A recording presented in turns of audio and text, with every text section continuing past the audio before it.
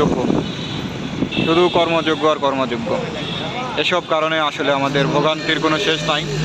তবে একটা সময় আমাদের ভোগান্তিটুকু কেটে যাবে, এগুলো যখন কমপ্লিট হয়ে যাবে আর কি। দেখুন আকাশে পাখি উড়ে, ওয়াও, এই দেখেন,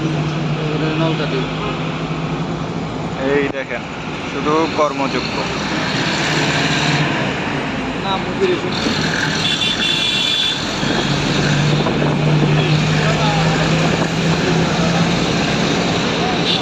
এসব কারণে ঈদের ছুটিতে মানুষ যখন বাড়িতে যায়, কি যে একটা দুর্ভোগের মধ্যে পড়তে হয়, রাস্তা হয়ে যায় সংকীর্ণ।